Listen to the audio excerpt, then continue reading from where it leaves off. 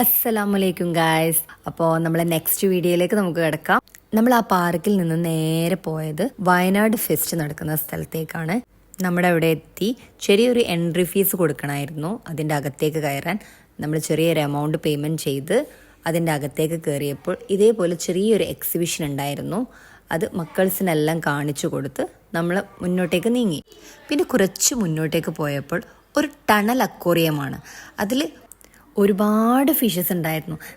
നല്ല കളർഫുൾ ആയിട്ടുള്ള ചെറിയ ചെറിയ മീനുകളും നല്ല ഭംഗിയുണ്ടായിരുന്നു ആ അക്വേറിയത്തിലൂടെ നടക്കാൻ വേണ്ടിയിട്ട്. ശരിക്കും കടലിനുള്ളിലൂടെ നടക്കുന്നത് പോലെ തന്നെ ഫീൽ ചെയ്തു നമുക്ക്.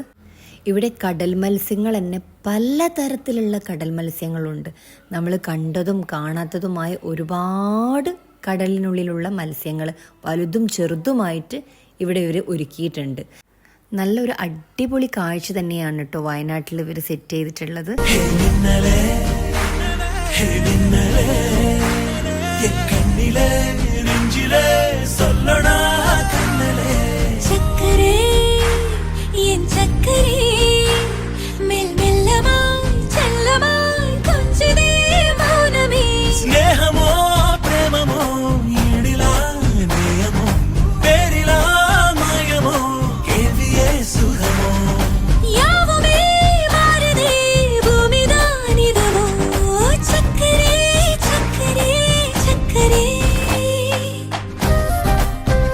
പിന്നെ ഇവിടുത്തെ ആകർഷകമായ ഒന്നാണ് ഈ മത്സ്യകന്യക കേട്ടോ.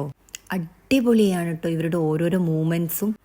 ശരിക്കും പറഞ്ഞാൽ ഓക്സിജൻ ഇല്ലാതെ ഈ വെള്ളത്തിനടിയിലുള്ള ഈ ഒരു ഷോ ഇല്ലേ, അത് വെൽ ട്രെയിൻഡ് തന്നെ കേട്ടോ. അത് ശരിക്കും നമുക്കൊന്നും പറ്റുകയില്ല.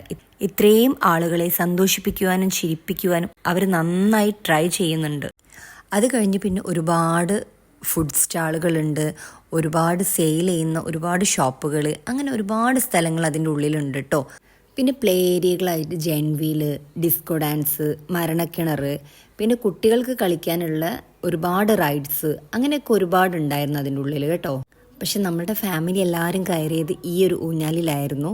എല്ലാവരും നന്നായിട്ട് എൻജോയ് ചെയ്തു. ഇതെല്ലാം കഴിഞ്ഞു നമ്മൾ വീണ്ടും ബസ്സിലേക്ക് തിരിച്ചു യാത്ര തുടങ്ങി.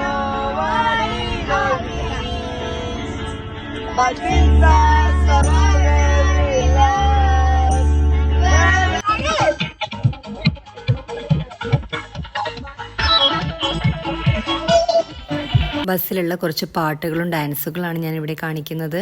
അങ്ങനെ നമ്മൾ കോഴിക്കോട് എത്തി തട്ടുദോശയും കഴിച്ച് നമ്മൾ വീട്ടിലേക്ക് മടങ്ങി. ഇതാണ് നമ്മളെ 2 ദിവസത്തെ ട്രിപ്പ്. നിങ്ങൾക്ക് എല്ലാവർക്കും നമ്മുടെ ട്രിപ്പ് ഇഷ്ടപ്പെട്ടാൽ ലൈക്ക് ചെയ്യാനും ഷെയർ ചെയ്യാനും മറക്കല്ലേ.